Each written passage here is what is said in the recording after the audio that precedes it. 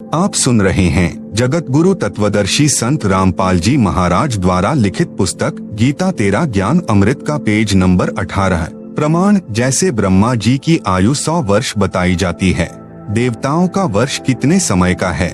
सुनो। 4 युग, सत्ययुग, त्रेतायुग, द्वापर युग तथा कलयुग का एक चतुर्युग होता है, जिसमें मनुष्यों के 43,20,000 वर्ष होते हैं। इस प्रकार बने 1008 चतुर्युग का ब्रह्मा जी का दिन और इतनी ही रात्रि होती है।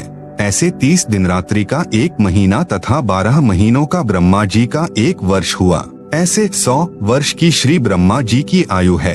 श्री विष्णु जी की आयु श्री ब्रह्मा जी से 7 गुना है, यानी 700 वर्ष। श्री शंकर जी की आयु श्री विष्णु जी से 7 गुना अधिक, यानी 4900 वर्ष। ब्रह्म क्षर पुरुष की आयु 70,000। शंकर की मृत्यु के पश्चात एक ब्रह्म की मृत्यु होती है, अर्थात क्षर पुरुष की मृत्यु होती है। इतने समय का अक्षर पुरुष का 1 युग होता है। अक्षर पुरुष की आयु गीता अध्याय 8 श्लोक 17 में कहा है, सहस्र युग पर्यंतम अह यत ब्रह्मण विदुः रात्रिम युग सहस्रांतम ते अहोरात्रा विदह जना है। अनुवाद। आज तक सर्व अनुवादकर्ताओं ने उचित अनुवाद नहीं किया। सबने ब्रह्मा का 1000 चतुर्युग लिखा है, यह गलत है। देखें इसी पुस्तक के पृष्ठ 204 से 357 तक में गीता अध्याय 8 श्लोक 17 के अनुवाद की फोटोकॉपी, जो गीता प्रेस गोरखपुर से प्रकाशित है। मूल पाठ में सहस्र युग लिखा है, न कि सहस्र चतुर्युग। इसलिए गीता अध्याय 8 श्लोक 17 का अनुवाद ऐसे बनता है, ब्रह्मणः यानी अक्षर पुरुष का, यत यानी जो, अह यानी दिन है वह, सहस्रयुग पर्यंतम यानी 1000 युग की अवधि वाला, और रात्रिम यानी रात्रि को भी, युग सहस्रांतम यानी 1000 युग की अवधि वाली जो पुरुष, विदुः यानी जानते हैं, ते यानी वे, जना यानी व्यक्ति, अहोरात्र यानी दिन रात को, विदः यानी जानने वाले हैं। भावार्थ। इस श्लोक में ब्रह्मा शब्द मूल पाठ में नहीं है और न ही चतुर्युग शब्द मूल पाठ में है। इसमें ब्रह्मणः शब्द है, जिसका अर्थ सच्चिदानंद ब्रह्म अर्थात परम अक्षर ब्रह्म होता है, परंतु प्रकरण अनुसार ब्रह्मणः का अर्थ ब्रह्म से अन्य पर ब्रह्म यानी अक्षर ब्रह्म भी होता है। प्रमाण। गीता अध्याय 17 श्लोक 23 में ब्रह्मणः का अर्थ सच्चिदानंद घन ब्रह्म किया है, वह अनुवादकों ने ठीक किया है। इस गीता अध्याय 8 श्लोक 17 में आयु का प्रकरण है, इसलिए यहाँ पर ब्रह्मणः का अर्थ अक्षर ब्रह्म बनता है। यहाँ अक्षर पुरुष की आयु की जानकारी दी है। अक्षर पुरुष का एक दिन उपरोक्त 1000 युग का होता है। 70,000 शंकर की मृत्यु के पश्चात एक क्षर पुरुष की मृत्यु होती है, वह समय 1 युग अक्षर पुरुष का होता है। ऐसे बने हुए 1000 युग का अक्षर पुरुष का दिन तथा इतनी ही रात्रि होती है। ऐसे 30 दिन रात्रि का 1 महीना तथा 12 महीनों का अक्षर पुरुष का 1 वर्ष तथा ऐसे 100 वर्ष की अक्षर पुरुष की आयु है। आप सुन रहे हैं जगत गुरु तत्वदर्शी संत रामपाल जी महाराज द्वारा लिखित पुस्तक गीता तेरा ज्ञान अमृत का पेज नंबर 19। इसके पश्चात इसकी मृत्यु होती है, इसलिए गीता अध्याय 15 श्लोक 16 में क्षर पुरुष तथा अक्षर पुरुष दोनों नाशवान कहे हैं। गीता अध्याय 15 श्लोक 17 में जो वास्तव में अविनाशी परमात्मा कहा है, यह परमात्मा सर्व प्राणियों के नष्ट होने पर भी नाश में नहीं आता। प्रमाण। गीता अध्याय 8 श्लोक 20 से 22 में स्पष्ट है कि वह परम अक्षर ब्रह्म सब प्राणियों के नष्ट होने पर भी कभी नष्ट नहीं होता। उदाहरण, जैसे सफेद मिट्टी के बने कप प्लेट होते हैं, उनका ज्ञान है कि हाथ से छूटे और पक्के फर्श पर गिरे और टूटे, अर्थात नाशवान क्षर है। यह स्थिति तो क्षर पुरुष की जानो। दूसरे कप प्लेट स्टील यानी इस्पात के बने हो, वे बहुत समय उपरांत जंग लगकर नष्ट होते हैं, शीघ्र नहीं टूटते व नष्ट नहीं होते। मिट्टी के बने कप प्लेट की तुलना में स्टील के कप प्लेट चिरस्थायी हैं, अविनाशी प्रतीत होते हैं, परंतु हैं नाशवान। इसी प्रकार स्थिति अक्षर पुरुष की जानो। तीसरे कप प्लेट सोने के बने हों, वे कभी नष्ट नहीं होते, उनको जंग नहीं लगता। यह स्थिति परम अक्षर ब्रह्म की जानो। यह वास्तव में अविनाशी हैं, इसलिए प्रकरणवश अक्षर का अर्थ नाशवान भी होता है, वास्तव में अक्षर का अर्थ अविनाशी होता है। उदाहरण के लिए गीता अध्याय 8 श्लोक 11 में मूल पाठ यत अक्षरम वेद विदः वदन्ति विशन्ति यत यतयः बीतरागाः यत इच्छन्तः ब्रह्मचर्यम चरन्ति तत्ते पदम संग्रहेण प्रवक्षे। अनुवाद, इस श्लोक में अक्षर का अर्थ अविनाशी परमात्मा के लिए है। वेद विदः यानी तत्वदर्शी संत अर्थात वेद के तात्पर्य को जानने वाले महात्मा, यत यानी जिसे, अक्षरम यानी अविनाशी, वदंती यानी कहते हैं, यतयः यानी साधनारत, बीतरागा यानी आसक्ति रहित साधक, यत यानी जिस लोक में, विशन्ति यानी प्रवेश करते हैं, और यत यानी जिस परमात्मा को, इच्छन्तः यानी चाहने वाले साधक, ब्रह्मचर्यम यानी ब्रह्मचर्य अर्थात शिष्य परंपरा का, चरंती यानी आचरण करते हैं, तत् यानी उस, पदम यानी पद को, ते यानी तेरे लिए मैं, संग्रहेण यानी संक्षेप में, प्रवक्षे यानी कहूँगा। इस श्लोक में अक्षर का अर्थ अविनाशी परमात्मा ठीक है। कबीर जी ने सूक्ष्म वेद में कहा है कि गुरु बिन काहू न पाया ज्ञाना, जो थोथा भुस छिड़े मूढ़ किसाना। गुरु बिन वेद पढ़े जो प्राणी, समझे ना सार रहे अज्ञानी। प्रश्न नंबर 10, आप पूर्ण मोक्ष किसे मानते हैं? उत्तर, गीता अध्याय 15 श्लोक 4 में वर्णन है कि तत्वदर्शी संत की प्राप्ति के पश्चात तत्व ज्ञान रूपी शस्त्र से अज्ञान को काटकर अर्थात अच्छी तरह ज्ञान समझकर उसके पश्चात परमेश्वर के उस परम पद की यानी सत्यलोक की खोज करनी चाहिए। आप सुन रहे हैं जगत गुरु तत्वदर्शी संत रामपाल जी महाराज द्वारा लिखित पुस्तक गीता तेरा ज्ञान अमृत का पेज नंबर 20, जहां जाने के पश्चात साधक फिर लौटकर संसार में कभी नहीं आते अर्थात उनका जन्म कभी नहीं होता। जिस परमात्मा ने सर्व रचना की है, केवल उसी की भक्ति पूजा करो। पूर्ण मोक्ष उसी को कहते हैं जिसकी प्राप्ति के पश्चात पुनः जन्म न हो, जन्म मरण का चक्र सदा के लिए समाप्त हो जाए। प्रश्न नंबर 11, क्या गीता ज्ञान दाता ब्रह्म की भक्ति से पूर्ण मोक्ष संभव है? उत्तर, नहीं। प्रश्न नंबर 12, गीता अध्याय 8 श्लोक 16 में प्रमाण है कि गीता ज्ञान दाता ने कहा है कि हे अर्जुन, मुझे प्राप्त होकर पुनर्जन्म नहीं होता। आप कैसे कहते हैं कि ब्रह्म भक्ति से पूर्ण मोक्ष संभव नहीं? उत्तर, श्री देवी महापुराण सचित्र मोटा टाइप केवल हिंदी गीता प्रेस गोरखपुर से प्रकाशित के 7वें स्कंध पृष्ठ 562 से 563 पर प्रमाण है कि श्री देवी जी ने राजा हिमालय को उपदेश देते हुए कहा है कि हे राजन, अन्य सब बातों को छोड़कर मेरी भक्ति भी छोड़कर केवल एक ओम नाम का जाप कर, ब्रह्म प्राप्ति का यही एक मंत्र है। इससे संसार के उस पार जो ब्रह्म है उसको पा जाओगे, तुम्हारा कल्याण हो। वह ब्रह्मलोक रूपी दिव्य आकाश में रहता है। भावार्थ है कि ब्रह्म साधना का केवल एक ओम नाम का जाप है, इससे ब्रह्म की प्राप्ति होती है और वह साधक ब्रह्मलोक में चला जाता है। इसी गीता अध्याय 8 श्लोक 16 में कहा है कि ब्रह्मलोक सहित सर्वलोक पुनरावर्ती में है, अर्थात ब्रह्मलोक में गए साधक का भी पुनर्जन्म होता है। ब्रह्म की भक्ति से पूर्ण मोक्ष नहीं होता। इस गीता अध्याय 8 श्लोक 16 का अनुवाद गीता प्रेस गोरखपुर से प्रकाशित गीता में तथा अन्य प्रकाशन की गीता में गलत किया है। गीता अध्याय 8 श्लोक 16, आ ब्रह्म भुवनात् लोकाः पुनरावर्तिनः अर्जुन माम उपेत्य तु कौन्ते पुनर्जन्म न विद्यते। इसका अनुवाद गलत किया है जो इस प्रकार है, हे अर्जुन, ब्रह्म लोक पर्यंत सब लोग पुनरावर्ती में हैं, अर्थात जहाँ जाने के पश्चात पुनः संसार में लौटकर आना पड़े, परंतु मुझे प्राप्त होकर पुनः जन्म नहीं होता। यह अनुवाद गलत है। देखें इसी पुस्तक के पृष्ठ 204 से 357 पर अध्याय 8 श्लोक 16 का अनुवाद जो गीता प्रेस गोरखपुर वालों ने किया है, उसी की फोटोकॉपी लगाई है। इसका वास्तविक अनुवाद इस प्रकार है, ब्रह्म लोक तक सर्वलोक पुनरावर्ती में हैं, अर्थात ब्रह्म लोक में भी गए व्यक्तियों का पुनर्जन्म होता है जो यह नहीं जानते हैं। हे अर्जुन, मुझे प्राप्त होकर भी उनका पुनर्जन्म है। इस श्लोक में विद्यते शब्द का अर्थ जानना बनता है। आप सुन रहे हैं जगत गुरु तत्वदर्शी संत रामपाल जी महाराज द्वारा लिखित पुस्तक गीता तेरा ज्ञान अमृत का पेज नंबर 21, गीता अध्याय 6 श्लोक 23 में विद्यात शब्द का अर्थ जानना किया है। यहाँ इस श्लोक में भी विद्यते का अर्थ जानना बनता है। देखें इसी पुस्तक में इसी श्लोक की फोटोकॉपी में। अधिक स्पष्ट करने के लिए गीता अध्याय 8 श्लोक 15 पर्याप्त है। मूल पाठ माम उपेत्य पुनर्जन्म दुखालयम अशाश्वतम न आपनुवंती महात्मनः संसिद्धिम परमाम गता है।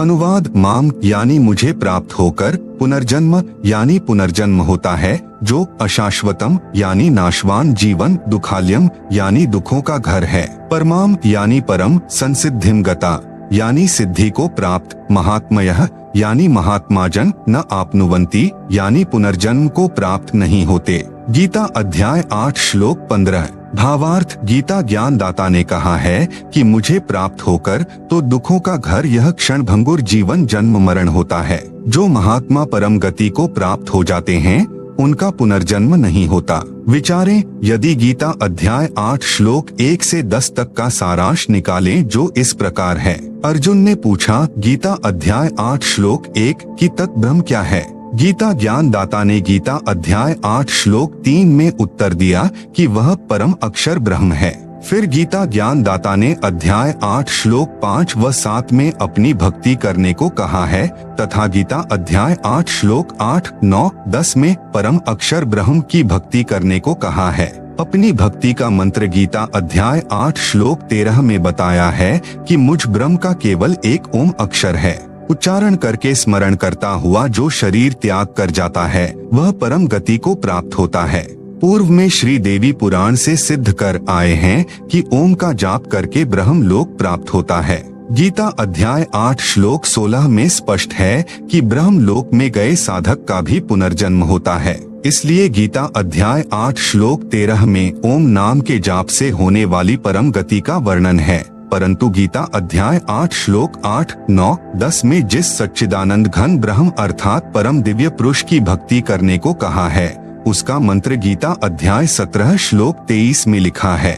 ओम तत् सत् इति निर्देशः ब्रह्मणः त्रिविधः स्मृतः ब्राह्मणाः तेन वेदाः च यज्ञाः च विहिताः पुरा।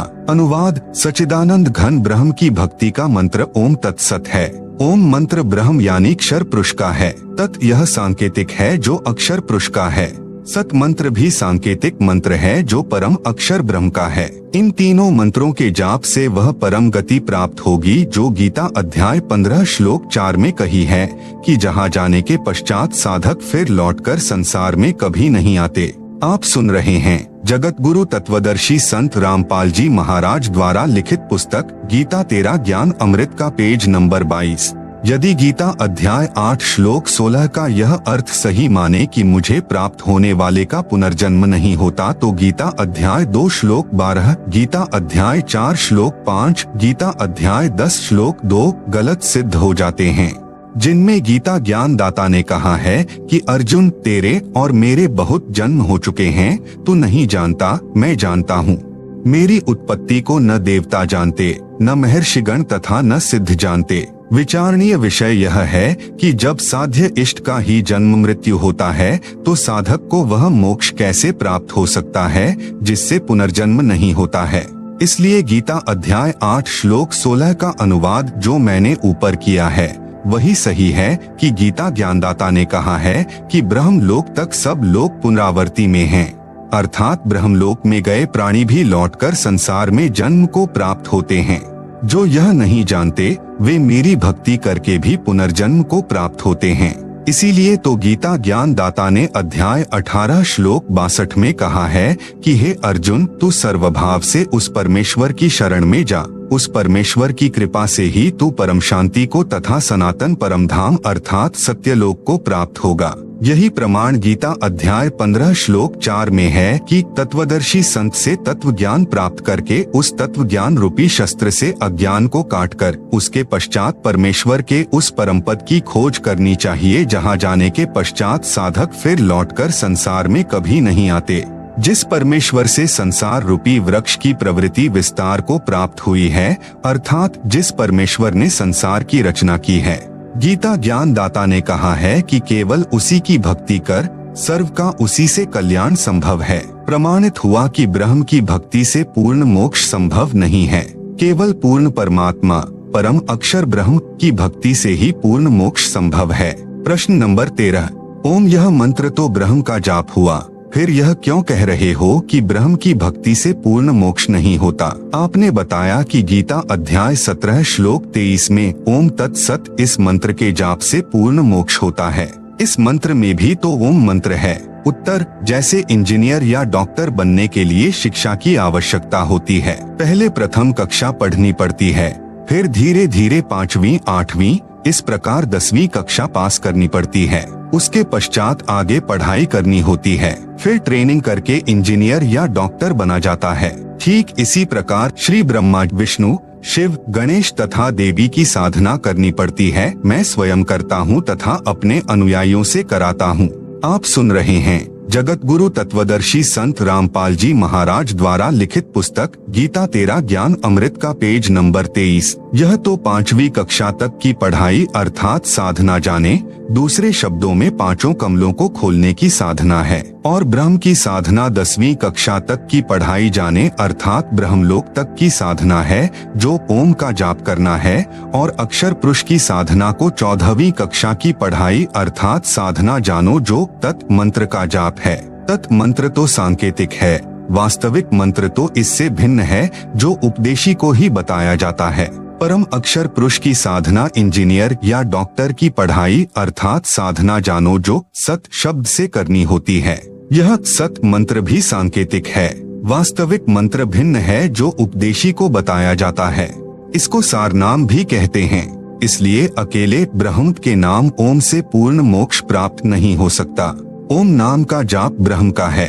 इसकी साधना से ब्रह्म लोक प्राप्त होता है, जिसके विषय में गीता अध्याय 8 श्लोक 16 में कहा है कि ब्रह्म लोक में गए साधक भी पुनर्जन्म को प्राप्त होते हैं। पुनर्जन्म है तो पूर्ण मोक्ष नहीं हुआ, जो गीता अध्याय 15 श्लोक 4 में कहा है कि परमात्मा के उस परम पद की खोज करनी चाहिए, जहां जाने के पश्चात साधक कभी लौटकर पुनर्जन्म में नहीं आता। वह पूर्ण मोक्ष पूर्ण गुरु से शास्त्रानुकूल भक्ति प्राप्त करके ही संभव है। विश्व में वर्तमान में मेरे यानी संत रामपाल दास के अतिरिक्त किसी के पास नहीं है। प्रश्न नंबर 14, परमात्मा एक है या अनेक हैं? उत्तर, कुल का मालिक एक है। प्रश्न नंबर 15, वह परमात्मा कौन है जो कुल का मालिक है? कहाँ प्रमाण है? उत्तर, वह परमात्मा परम अक्षर ब्रह्म है, जो कुल का मालिक है। प्रमाण श्रीमद् भगवत गीता अध्याय 15 श्लोक 1 से 4 तथा 16 से 17 में है। गीता अध्याय 15 श्लोक 1 से 4 का सारांश व भावार्थ है कि उल्टे लटके हुए वृक्ष के समान संसार को जानो। जैसे वृक्ष की जड़ें तो ऊपर हैं, नीचे तीनों गुण रूपी शाखाएं जानो। गीता अध्याय 15 श्लोक 1 में यह भी स्पष्ट किया है कि तत्वदर्शी संत की क्या पहचान है। तत्वदर्शी संत वह है जो संसार रूपी वृक्ष के सर्वांग यानी सभी भाग भिन्न भिन्न बताए। विशेष वेद मंत्रों की जो आगे फोटोकॉपियां लगाई हैं, ये आर्य समाज के आचार्यों तथा महर्षि दयानंद द्वारा अनुवादित हैं और सार्वदेशिक आर्य प्रतिनिधि सभा दिल्ली द्वारा प्रकाशित हैं, जिनमें वर्णन है कि परमेश्वर स्वयं पृथ्वी पर सशरीर प्रकट होकर कवियों की तरह आचरण करता हुआ सत्य आध्यात्मिक ज्ञान सुनाता है। प्रमाण ऋग्वेद मंडल नंबर 9 सूक्त 86 मंत्र 26 से 27, ऋग्वेद मंडल 9 सूक्त 82 मंत्र 1 से 2, सूक्त 96 मंत्र 16 से 20, ऋग्वेद मंडल 9 सूक्त 94 मंत्र 1, ऋग्वेद मंडल 9 सूक्त 95 मंत्र 2, ऋग्वेद मंडल 9 सूक्त 20 मंत्र 1, ऋग्वेद मंडल 9 सूक्त 54 मंत्र 3 में इन मंत्रों में कहा है कि परमात्मा सर्व भवनों अर्थात लोकों के ऊपर के लोक में विराजमान है।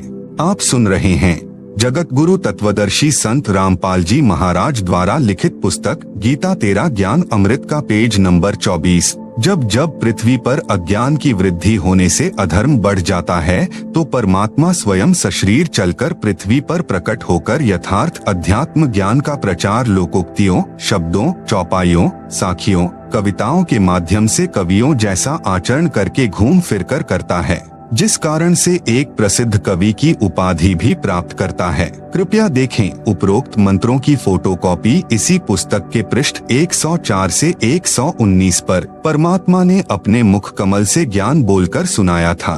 उसे सूक्ष्म वेद कहते हैं, उसी को तत्व ज्ञान भी कहते हैं। तत्व ज्ञान का प्रचार करने के कारण परमात्मा तत्वदर्शी संत भी कहलाने लगता है। उस तत्वदर्शी संत रूप में प्रकट परमात्मा ने संसार रूपी वृक्ष के सर्वांग इस प्रकार बताए। कबीर, अक्षर पुरुष एक वृक्ष है, क्षर पुरुष वाकी डार, तीनों देवा शाखा हैं, पात रूप संसार। भावार्थ, वृक्ष का जो हिस्सा पृथ्वी से बाहर दिखाई देता है उसको तना कहते हैं। जैसे संसार रूपी वृक्ष का तना तो अक्षर पुरुष है, तने से मोटी डार निकलती है, वह अक्षर पुरुष जानो। डार के मानो 3 शाखाएं निकलती हों, उनको तीनों देवता रजगुण ब्रह्मा जी, सतगुण विष्णु जी तथा तमगुण शिव हैं, तथा इन शाखाओं पर टहनियों व पत्तों को संसार जानो।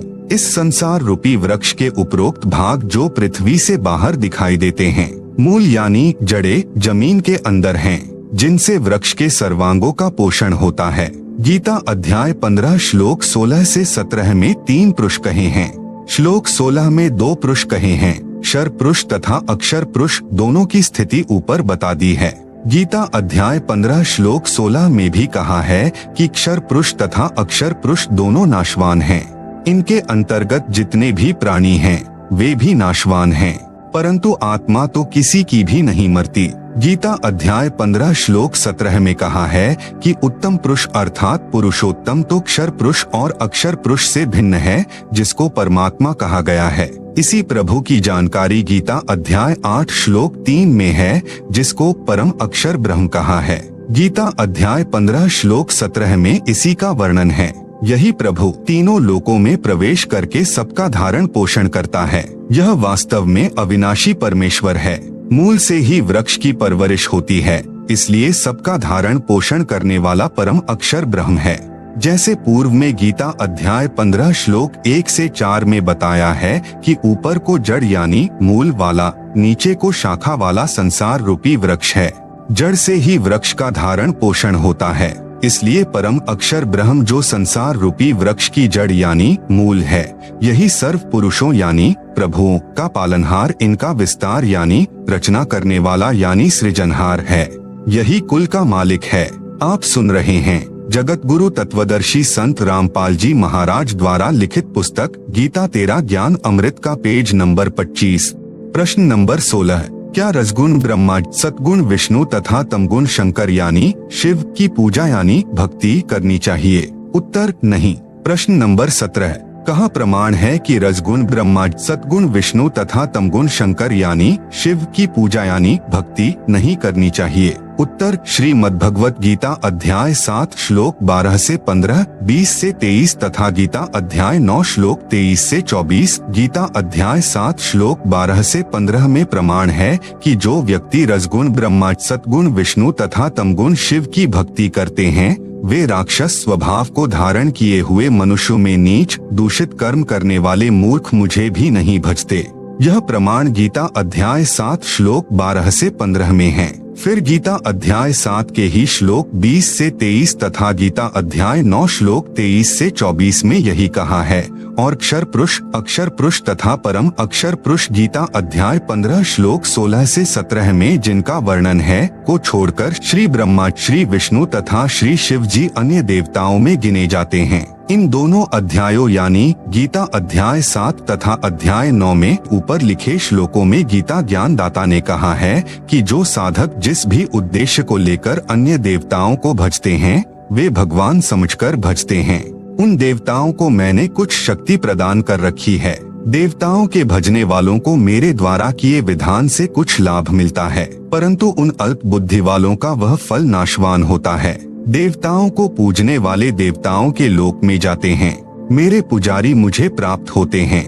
गीता अध्याय 16 श्लोक 23 से 24 में कहा है कि शास्त्र विधि को त्याग कर जो साधक मनमाना आचरण करते हैं, अर्थात जिन देवताओं, पितरों, यक्षों, भैरों, भूतों की भक्ति करते हैं और मनकल्पित मंत्रों का जाप करते हैं, उनको न तो कोई सुख होता है, न कोई सिद्धि प्राप्त होती है तथा न उनकी गति अर्थात मोक्ष होता है। इससे तेरे लिए है अर्जुन, कर्तव्य यानी जो भक्ति करनी चाहिए और अकर्तव्य यानी जो भक्ति न करनी चाहिए की व्यवस्था में शास्त्र ही प्रमाण है। गीता अध्याय 17 श्लोक 1 में अर्जुन ने पूछा कि हे कृष्ण, क्योंकि अर्जुन मान रहा था कि श्री कृष्ण ही ज्ञान सुना रहा है, परंतु श्री कृष्ण के शरीर में प्रेत की तरह प्रवेश करके काल यानी ब्रह्म ज्ञान बोल रहा था, जो पहले प्रमाणित किया जा चुका है। जो व्यक्ति शास्त्र विधि को त्याग कर अन्य देवताओं आदि की पूजा करते हैं, वे स्वभाव में कैसे होते हैं? गीता ज्ञान दाता ने उत्तर दिया कि सात्विक व्यक्ति देवताओं का पूजन करते हैं, राजसी व्यक्ति यक्षों व राक्षसों की पूजा तथा तामसी व्यक्ति प्रेत आदि की पूजा करते हैं। ये सब शास्त्र विधि रहित कर्म हैं। फिर गीता अध्याय 17 श्लोक 5 से 6 में कहा है कि जो मनुष्य शास्त्र विधि से रहित केवल मनकल्पित घोर तप को तपते हैं, वे दंभी यानी ढोंगी हैं और शरीर के कमलों में विराजमान शक्तियों को तथा मुझे भी क्रश करने वाले राक्षस स्वभाव के अज्ञानी जान। आप सुन रहे हैं जगत गुरु तत्वदर्शी संत रामपाल जी महाराज द्वारा लिखित पुस्तक गीता तेरा ज्ञान अमृत का पेज नंबर 26। सूक्ष्म वेद में भी परमेश्वर जी ने कहा है कि कबीर माई मसानी सेठ शीतला भैरव भूत हनुमंत परमात्मा से न्यारा रहे, जो इनको पूजंत। राम भजय तो राम मिले, देव भजय सो देव, भूत भजय सो भूत भवै, सुनो सकल सुरभे। स्पष्ट हुआ कि श्री ब्रह्मा जी रजगुण, श्री विष्णु जी सतगुण तथा श्री शिव जी तमगुण की पूजा यानी भक्ति नहीं करनी चाहिए तथा इसके साथ साथ भूतों पितरों की पूजा, श्राद्ध कर्म, 13वीं पिंडोदक क्रिया, सब प्रेत पूजा होती है। भैरव तथा हनुमान जी की पूजा भी नहीं करनी चाहिए। प्रश्न नंबर 18, क्या अक्षर पुरुष यानी ब्रह्म की पूजा यानी भक्ति करनी चाहिए या नहीं? उत्तर, यदि पूर्ण मोक्ष चाहते हो, जो गीता अध्याय 15 श्लोक 4 में बताया है कि तत्व ज्ञान प्राप्ति के पश्चात परमेश्वर के उस परम पद की खोज करनी चाहिए, जहां जाने के पश्चात साधक लौटकर फिर कभी संसार में जन्म नहीं लेता, तो अक्षर पुरुष यानी ब्रह्म, जो संसार रूपी वृक्ष की डार है, की पूजा भक्ति नहीं करनी चाहिए। प्रश्न नंबर 19, पूर्व में जितने ऋषि महर्षि हुए हैं, वे सब ब्रह्म की पूजा करते और कराते थे। ओम नाम को सबसे बड़ा तथा उत्तम मंत्र जाप करने का बताते थे। क्या वे अज्ञानी थे? यदि ब्रह्म की भक्ति उत्तम नहीं है, तो गीता में कोई प्रमाण बताएं। उत्तर, पूर्व में बताया गया है कि यथार्थ अध्यात्म ज्ञान स्वयं परमेश्वर यानी परम अक्षर ब्रह्म धरती पर सशरीर प्रकट होकर ठीक ठीक बताता है।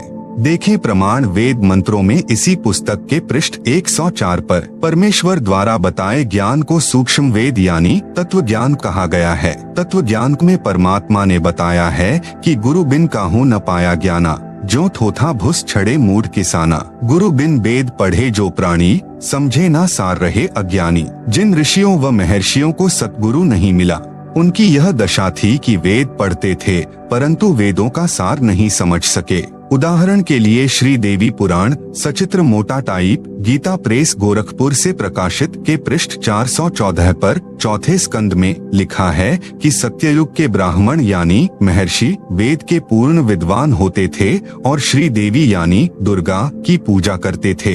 विचार करें, श्रीमद् भगवत गीता चारों वेदों का सारांश है। आप जी गीता जी को तो जानते ही हो, पढ़ते भी होंगे। क्या गीता में कहीं लिखा है कि श्री देवी की पूजा करो?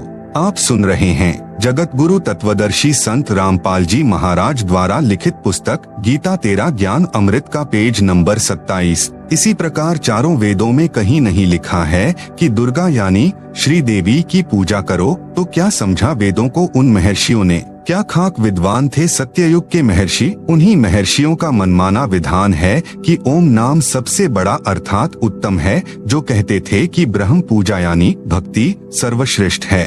प्रिय पाठ को जो ब्रह्म की पूजा इष्ट देव मानकर करते थे, वे अज्ञानी थे। उनकी ब्रह्म साधना अनुत्तम गति देने वाली है।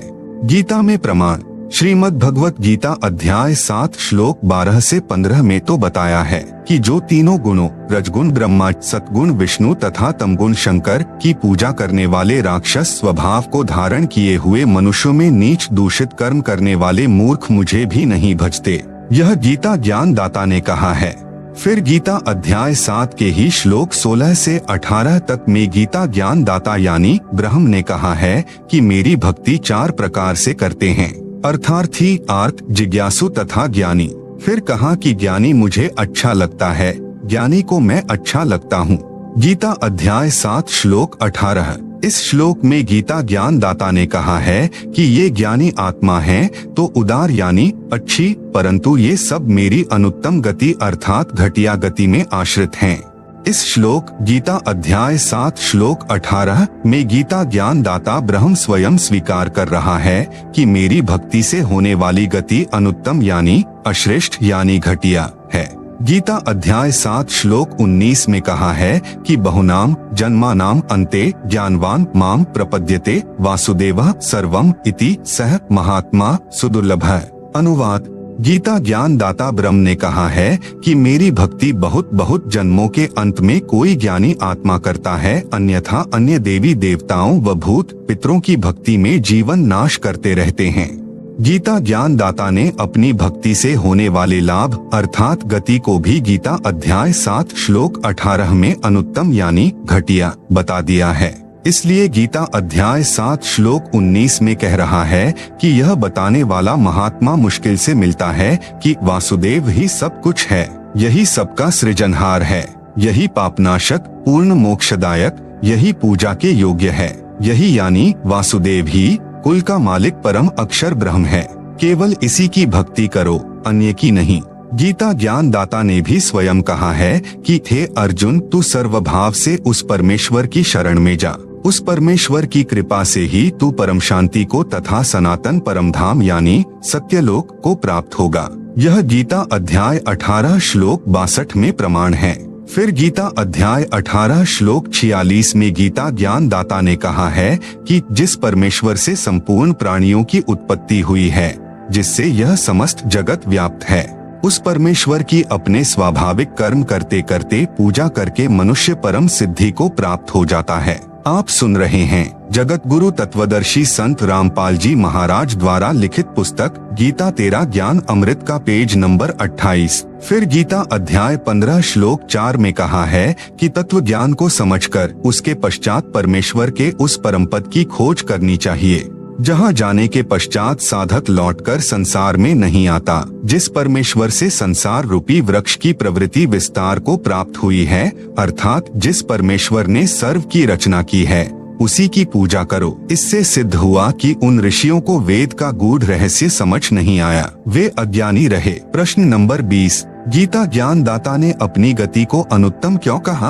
उत्तर, गीता ज्ञान दाता ने अध्याय 2 श्लोक 12, गीता अध्याय 4 श्लोक 5, गीता अध्याय 10 श्लोक 2 में कहा है कि अर्जुन, तेरे और मेरे बहुत जन्म हो चुके हैं, तू नहीं जानता, मैं जानता हूँ। मेरी उत्पत्ति को ऋषि महर्षि तथा देवता नहीं जानते। तू और मैं तथा ये राजा व सैनिक बहुत बार पहले भी जन्मे हैं, आगे भी जन्मेंगे। पाठक जन विचार करें, जब ब्रह्म कह रहा है कि मेरा भी जन्म मरण होता है, तो ब्रह्म के पुजारी को गीता अध्याय 15 श्लोक 4 वाली गति यानी मोक्ष प्राप्त नहीं हो सकती, जिसमें जन्म मरण सदा के लिए समाप्त हो जाता है।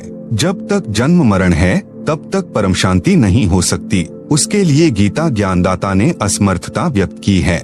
गीता अध्याय 18 श्लोक 62 में कहा है कि परम शांति के लिए उस परमेश्वर यानी परम अक्षर ब्रह्म की शरण में जा, उसी की कृपा से ही तू परम शांति को तथा सनातन परम धाम को प्राप्त होगा। गीता अध्याय 8 श्लोक 5 व 7 में गीता ज्ञान दाता ने कहा है कि मेरी भक्ति करेगा तो युद्ध भी करना पड़ेगा। जहाँ युद्ध है वहाँ शांति नहीं होती, परम शांति का घर दूर है।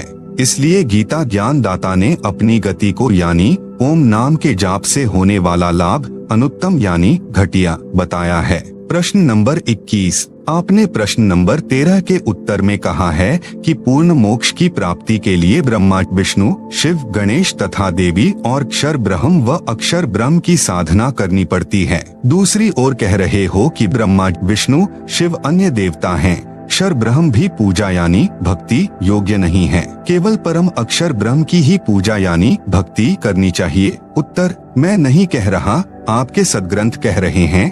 पहले तो यह स्पष्ट करते हैं कि पूजा तथा साधना में क्या अंतर है। प्राप्य वस्तु की चाह पूजा कही जाती है तथा उसको प्राप्त करने के प्रयत्न को साधना कहते हैं। उदाहरण, जैसे हमें जल प्राप्त करना है, यह हमारा प्राप्य है। हमें जल की चाह है, जल की प्राप्ति के लिए हैंडपंप लगाना पड़ेगा। हैंडपंप लगाने के लिए जो जो उपकरण प्रयोग किए जाएंगे, बोकी लगाई जाएगी, यह प्रयत्न है। आप सुन रहे हैं जगत गुरु तत्वदर्शी संत रामपाल जी महाराज द्वारा लिखित पुस्तक गीता तेरा ज्ञान अमृत का पेज नंबर 29। इसी प्रकार परमेश्वर का वह परम पद प्राप्त करना हमारी चाह है, जहाँ जाने के पश्चात साधक लौटकर संसार में नहीं आता। हमारा प्राप्य परमेश्वर तथा उनका सनातन परम धाम है।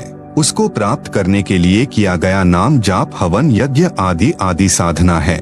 उस साधना से पूज्य वस्तु परमात्मा प्राप्त होगा। जैसे प्रश्न 13 के उत्तर में स्पष्ट किया है, वही सटीक उदाहरण है। उस पूर्ण मोक्ष के लिए 3 बार में दीक्षा क्रम पूरा करना होता है।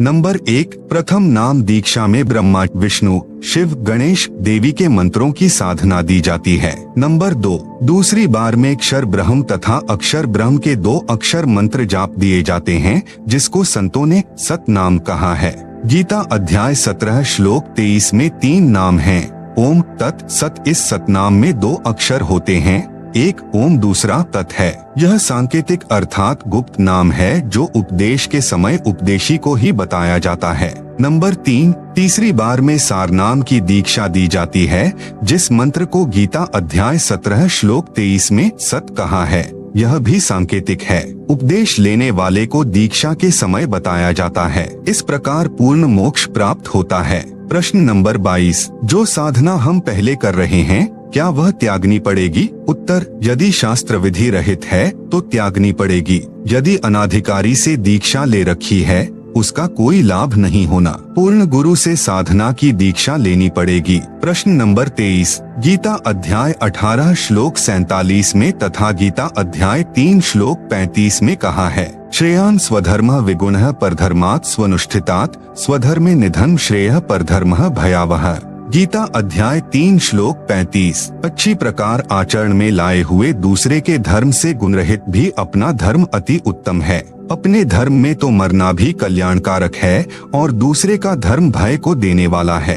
उत्तर, यह अनुवाद गलत है। यदि यह बात सही है कि अपना धर्म चाहे गुणरहित हो तो भी उसे नहीं त्यागना चाहिए, तो फिर श्रीमद्भगवत गीता का ज्ञान 18 अध्यायों के 700 श्लोकों में लिखने की क्या आवश्यकता थी? एक यह श्लोक पर्याप्त था कि अपनी साधना जैसी भी हो उसे करते रहो, चाहे वह गुणरहित यानी लाभ रहित भी क्यों न हो। फिर गीता अध्याय 7 श्लोक 12 से 15 में यह क्यों कहा कि रजगुण ब्रह्मा, सतगुण विष्णु तथा तमगुण शिव की पूजा राक्षस स्वभाव को धारण किए हुए मनुष्यों में नीच दूषित कर्म करने वाले मूर्ख लोग मुझे नहीं भजते। आप सुन रहे हैं जगत गुरु तत्वदर्शी संत रामपाल जी महाराज द्वारा लिखित पुस्तक गीता तेरा ज्ञान अमृत का पेज नंबर 30। गीता ज्ञान दाता ने उन साधकों से उनका धर्म अर्थात धार्मिक साधना त्यागने को कहा है तथा गीता अध्याय 7 के ही श्लोक 20 से 23 में कहा है कि जो मेरी पूजा न करके अन्य देवताओं की पूजा करते हैं,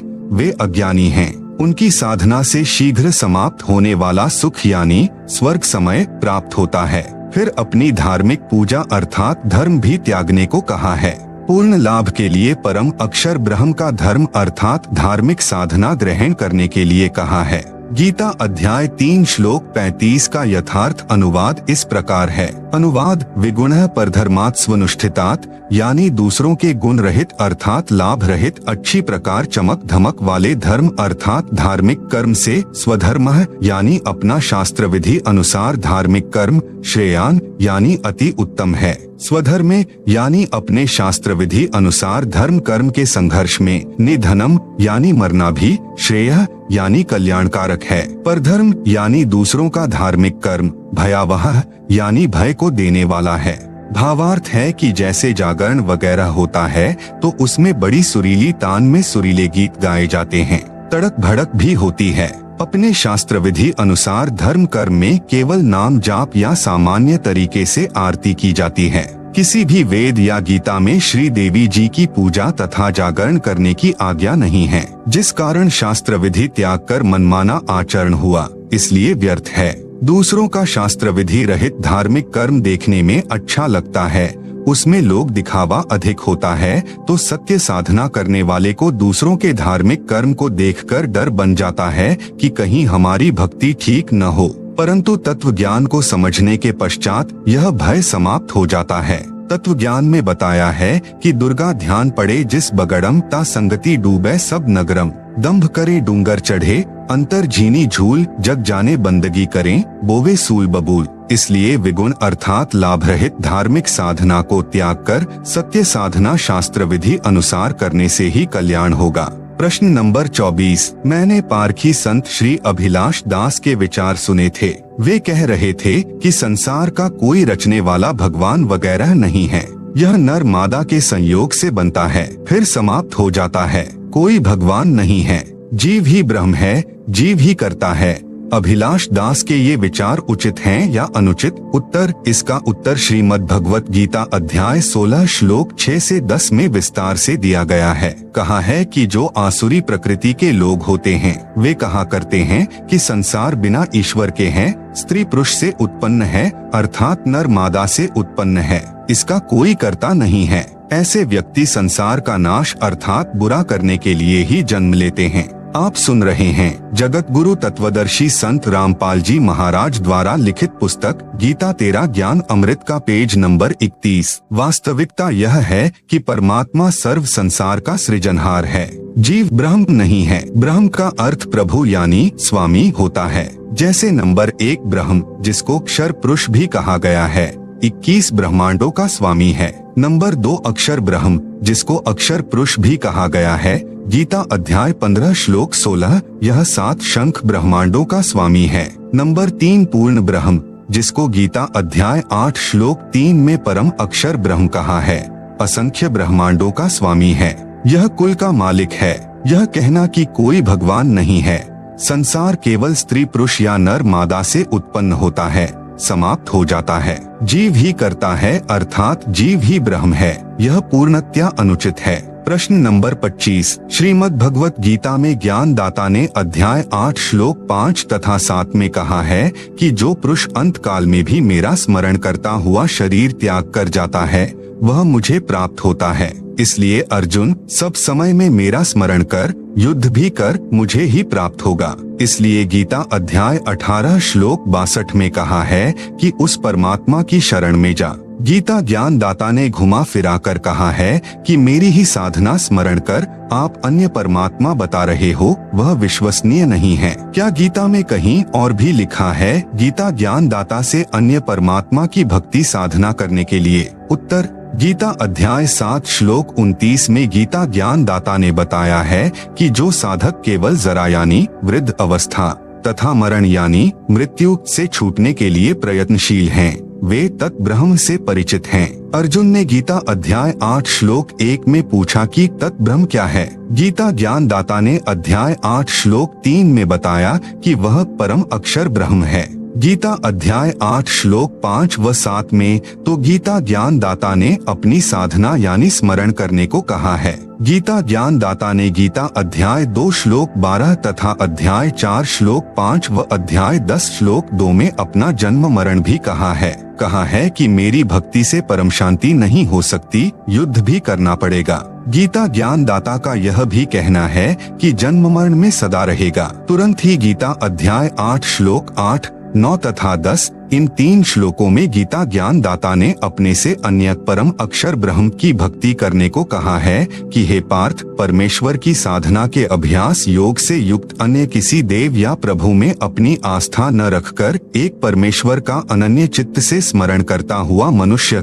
परमम दिव्यम पुरुषम याति, उस परम अलौकिक परमेश्वर अर्थात परम अक्षर ब्रह्म को ही प्राप्त होता है। गीता अध्याय 8 श्लोक 8, जो साधक परम अक्षर ब्रह्म अनादि सबका संचालक कंट्रोलर सूक्ष्म से सूक्ष्म सबके धारण पोषण करने वाले अचिंत स्वरूप सूर्य के समान प्रकाशमान अविद्या से अति परे शुद्ध चिदानंद परमेश्वर का स्मरण करता है। गीता अध्याय 8 श्लोक 9। आप सुन रहे हैं जगत गुरु तत्वदर्शी संत रामपाल जी महाराज द्वारा लिखित पुस्तक गीता तेरा ज्ञान अमृत का पेज नंबर 32। वह भक्ति साधना युक्त साधक अंतकाल में भी भक्ति की शक्ति से भ्रेकुटी के मध्य में प्राणों अर्थात श्वासों को अच्छी प्रकार स्थापित करके फिर निश्चल मन से स्मरण करता हुआ उस दिव्य परम पुरुषम यानी अलौकिक परम पुरुष अर्थात परम अक्षर ब्रह्म जो गीता ज्ञान दाता से अन्य है को ही प्राप्त होता है। यह प्रमाण गीता के इसी अध्याय 8 श्लोक 11 से 22 में भी है। गीता अध्याय 8 श्लोक 11 में कहा है कि तत्वदर्शी अर्थात वेद को ठीक से जानने वाले, जिसे अविनाशी कहते हैं, उस परम पद को तेरे लिए कहता हूँ। गीता अध्याय 8 श्लोक 12 में वर्णन है कि उसको प्राप्त करने की साधना श्वासों से नाम स्मरण करने से होती है। गीता अध्याय 8 श्लोक 13 में गीता ज्ञान दाता ने कहा है कि मुझ ब्रह्म का केवल एक ओम अक्षर है, इसका स्मरण मरते दम तक करना है।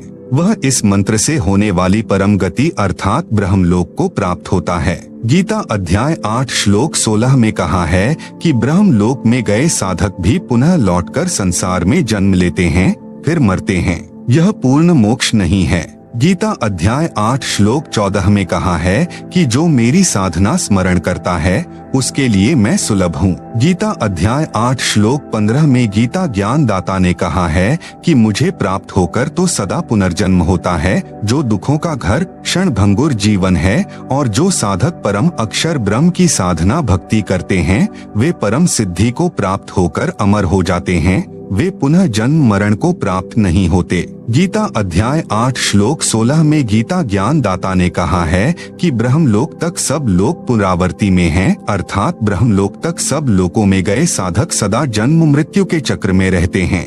हे अर्जुन, जो यह नहीं जानते वे मुझे प्राप्त होकर भी जन्म मृत्यु के चक्र में सदा रहते हैं, क्योंकि गीता ज्ञान दाता ने गीता अध्याय 2 श्लोक 12, अध्याय 4 श्लोक 5, अध्याय 10 श्लोक 2 में स्वयं कहा है कि हे अर्जुन, तेरे और मेरे बहुत जन्म हो चुके हैं, आगे भी होते रहेंगे। तू नहीं जानता, मैं जानता हूँ। मेरी उत्पत्ति यानी जन्म को न देवता जानते हैं, न महर्षिजन और न सिद्ध जानते हैं, परंतु परम अक्षर ब्रह्म की भक्ति करके परम सिद्धि यानी परम गति को प्राप्त महात्मा जन पुनर्जन्म को प्राप्त नहीं होते।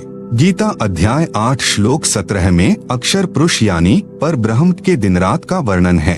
बताया है कि ब्रह्मणः यानी पर ब्रह्म का एक दिन 1000 युग का होता है, इतनी ही रात्रि होती है। पर ब्रह्म अर्थात अक्षर पुरुष का वर्णन गीता अध्याय 15 श्लोक 16 में है। उसी का प्रकरण गीता अध्याय 8 श्लोक 17, 18, 19 में है।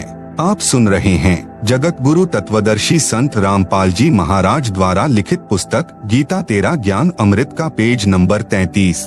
नोट: अधिक जानकारी के लिए कृपया पढ़े प्रश्न नंबर 9 में गीता अध्याय 8 श्लोक 17 से 19 में अक्षर पुरुष की जानकारी है। इसे भी अव्यक्त कहा गया है। इसका दिन समाप्त होने के पश्चात सर्व प्राणी जो अक्षर पुरुष के 21 ब्रह्मांडों में हैं, प्रलय यानी नाश को प्राप्त हो जाते हैं।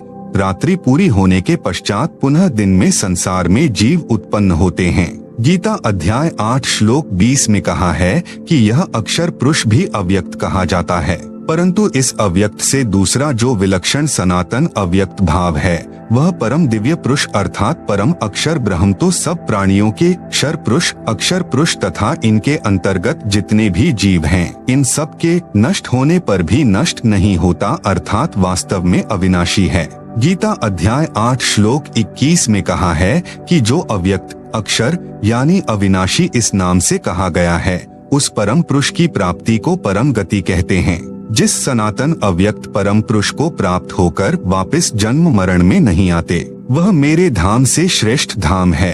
पहले मैं भी उसी में रहता था, इसलिए कहा है कि वह मेरा भी परम धाम है, क्योंकि गीता ज्ञान दाता भी उस परम सनातन धाम अर्थात सत्यलोक से निष्कासित है। इसकी पूर्ण जानकारी के लिए कृपया पढ़े सृष्टि रचना इसी पुस्तक के पृष्ठ 120 से 187 तक। गीता अध्याय 8 श्लोक 22 में स्पष्ट है। गीता ज्ञान दाता ने कहा है कि हे अर्जुन, जिस परमात्मा के अंतर्गत सर्वभूत अर्थात प्राणी हैं, क्षर पुरुष तथा इसके 21 ब्रह्मांडों के प्राणी तथा अक्षर पुरुष तथा 7 संख ब्रह्मांडों में इसके अंतर्गत जितने प्राणी आते हैं वे तथा परम अक्षर पुरुष के असंख्य ब्रह्मांडों में जितने प्राणी हैं वे परम अक्षर ब्रह्म के अंतर्गत हैं। और जिस परम अक्षर पुरुष से यह सर्व जगत परिपूर्ण अर्थात जिसने सर्व को उत्पन्न किया है, जिसकी सत्ता सर्व के ऊपर है, वह सनातन अव्यक्त परम पुरुष तो अनन्य भक्ति से प्राप्त करने योग्य है। भावार्थ है कि परम अक्षर ब्रह्म को प्राप्त करने के लिए केवल इसी की भक्ति यानी पूजा करनी चाहिए। अन्य किसी प्रभु में आस्था नहीं रखनी चाहिए। इसी को अनन्य भक्ति अर्थात पूजा कहते हैं। केवल परम अक्षर ब्रह्म की पूजा करना अनन्य भक्ति कहलाती है। यदि गीता अध्याय 8 श्लोक 22 का सही अनुवाद करें तो स्पष्ट है कि पुरुषः सः परः पार्थ भक्त्या लभ्यः तु अनन्या यस्य अंतःस्थानि भूतानि येन सर्वम इदम ततम। अनुवाद: सः यानी वह, परः यानी दूसरा, पुरुषः यानी परमात्मा तो अनन्य भक्ति से प्राप्त होने योग्य है, जिसके अंतर्गत सर्व प्राणी हैं और जिसने सर्व जगत की उत्पत्ति की है, जो सर्व का पालन करता है। आप सुन रहे हैं जगत गुरु तत्वदर्शी संत रामपाल जी महाराज द्वारा लिखित पुस्तक गीता तेरा ज्ञान अमृत का पेज नंबर 34। सरलार्थ समाप्त। गीता अध्याय 8 श्लोक 22। इसके मूल पाठ में यानी संस्कृत में लिखा है सह परः पुरुषः। पर का अर्थ गीता अध्याय 8 श्लोक 20 में परे किया है, यानी अन्य। यहाँ गीता अध्याय 8 श्लोक 22 में भी अन्य लिया जाता तो स्पष्ट हो जाता है कि गीता ज्ञान दाता से अन्य कोई समर्थ प्रभु है, जिसकी शरण में जाने के लिए गीता अध्याय 18 श्लोक 62 में गीता ज्ञान दाता ने कहा है। उपरोक्त विवरण से सिद्ध हुआ कि गीता ज्ञान दाता ने श्रीमद् भगवत गीता में अनेकों स्थानों पर अपने से अन्य परमेश्वर परम अक्षर ब्रह्म की भक्ति करने को कहा है। उसी से पूर्ण मोक्ष संभव है। जन्म मरण का चक्र सदा के लिए समाप्त हो जाता है। प्रमाण: गीता अध्याय 7 श्लोक 19-29, गीता अध्याय 18 श्लोक 46, 61, 62, 66, गीता अध्याय 3 श्लोक 9, गीता अध्याय 8 श्लोक 3, 8, 9, 10, 20 से 22, गीता अध्याय 4 श्लोक 31 से 32, गीता अध्याय 15 श्लोक 1, 4, 17, गीता अध्याय 2 श्लोक 17, 59, गीता अध्याय 3 श्लोक 14, 15, 19 और गीता अध्याय 5 श्लोक 14, 15, 16, 19, 20, 24, 25, 26 में भी यह प्रमाण है। प्रश्न नंबर 26। हमने सर्व संतों तथा हमारे हिंदू धर्म के धर्म गुरुओं से तो यही सुना है कि गीता का ज्ञान श्री कृष्ण जी ने अर्जुन को सुनाया। हमें तो यही बताया गया है कि श्री कृष्ण जी पूर्ण परमात्मा हैं। श्री विष्णु जी ही स्वयं अवतार धारण करके देवकी जी के गर्भ से जन्मे थे।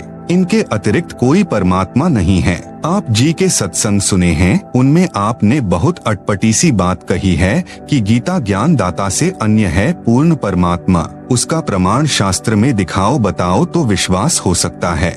उत्तर: आप जी को उपरोक्त प्रश्नों के उत्तर में यही प्रमाण दिखाए हैं। आपको अभी भी शंका है। उसका कारण है कि पहली बात तो यह कि हिंदू धर्म गुरुओं को अपने ही शास्त्रों का ज्ञान नहीं। यदि ज्ञान होता तो उपरोक्त शास्त्र विरुद्ध व्याख्या आप जी को नहीं सुनाते। दूसरी बात यह है कि धार्मिक गुरु एक अध्यापक के समान होता है। जिस अध्यापक को अपने पाठ्यक्रम यानी सिलेबस का ही ज्ञान नहीं है तो वह शिक्षक अज्ञानी माना जाता है तथा विद्यार्थियों के जीवन के साथ खिलवाड़ कर रहा है, क्योंकि सिलेबस के विपरीत ज्ञान विद्यार्थियों को रटा रहा है। ऐसे शिक्षक से बचना चाहिए। उसको त्याग देने में ही विद्यार्थियों का हित है।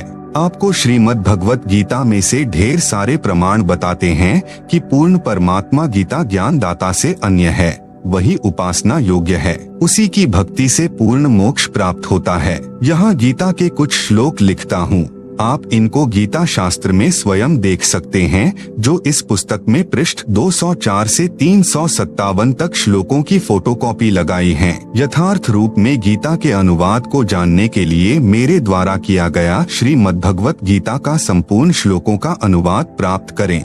आप सुन रहे हैं जगत गुरु तत्वदर्शी संत रामपाल जी महाराज द्वारा लिखित पुस्तक गीता तेरा ज्ञान अमृत का पेज नंबर 35। पुस्तक का नाम है गहरी नजर गीता में। इसको हमारी वेबसाइट से डाउनलोड कर सकते हैं।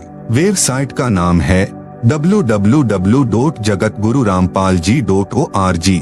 गीता अध्याय 18 श्लोक 46, 61, 62, 66, अध्याय 7 श्लोक 19, 29, अध्याय 8 श्लोक 3, 8, 9, 10, 20, 21, 22, अध्याय 4 श्लोक 31 से 32, अध्याय 15 श्लोक 1, 4, 16, 17, अध्याय 2 श्लोक 17, 59, अध्याय 3 श्लोक 14, 15, 19, अध्याय 5 श्लोक 14, 15, 16, 19, 20, 24, 25, 26, अध्याय 6 श्लोक 7, अध्याय 11 श्लोक 55, अध्याय 12 श्लोक 1 से 5 उपरोक्त गीता श्लोकों में प्रमाण है कि गीता ज्ञान दाता से अन्य कोई पूर्ण परमात्मा है, उसके विषय में तथा उसकी प्राप्ति के लिए भक्ति की साधना से गीता ज्ञान दाता भी अनभिज्ञ यानी अपरिचित है।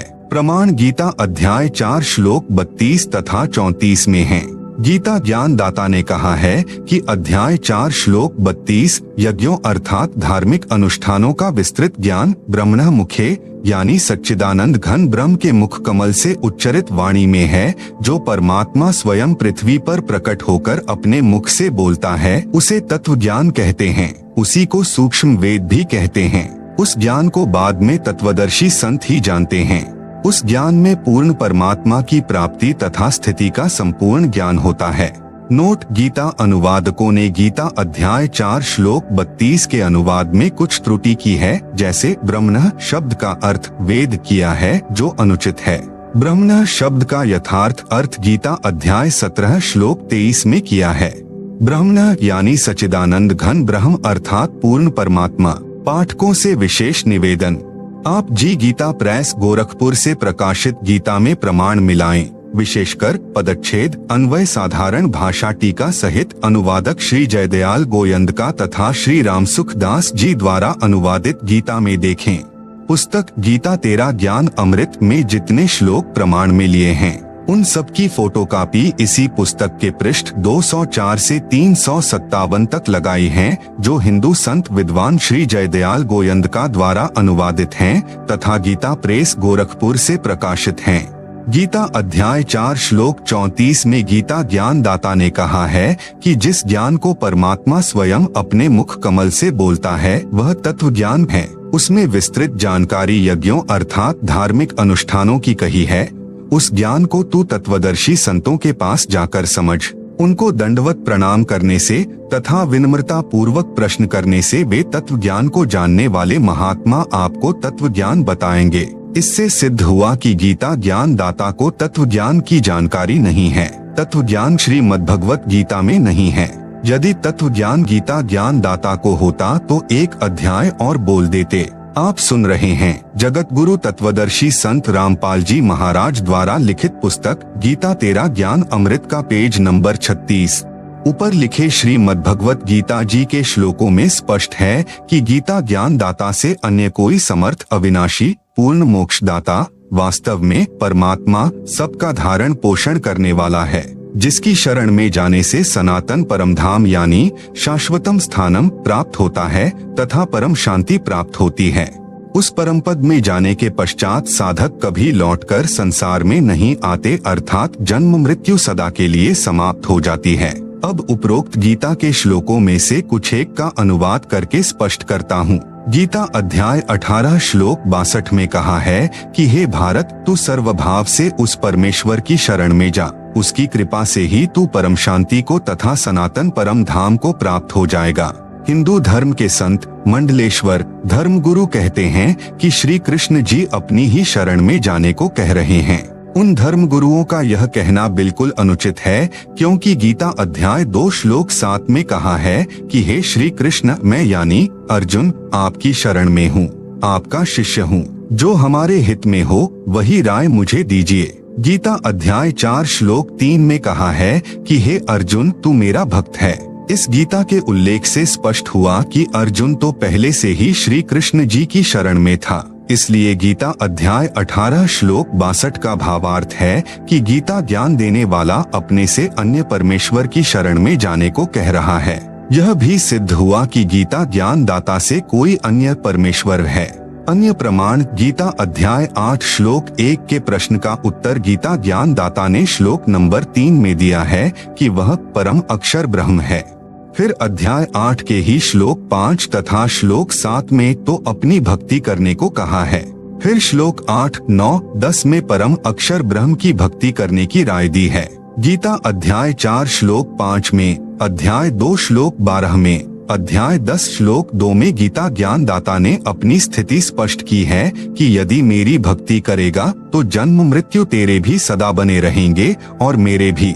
गीता अध्याय 15 श्लोक 1 में तत्वदर्शी संत की पहचान बताई है कि जो व्यक्ति संसार रूपी वृक्ष के सर्वभाग मूल सहित तत्व से जानता है, स वेदवित, यानी वह वेद के तात्पर्य को जानने वाला है, अर्थात वह तत्वदर्शी संत है। फिर अध्याय 15 श्लोक 4 में कहा है कि तत्वदर्शी संत मिलने के पश्चात परमेश्वर के उस परम पद को खोजना चाहिए, जहां जाने के पश्चात साधक फिर लौटकर संसार में कभी जन्म मृत्यु के चक्र में नहीं आते। गीता अध्याय 18 श्लोक 62 में उसका वर्णन किया है कि अर्जुन तू सर्वभाव से उस परमेश्वर की शरण में जा।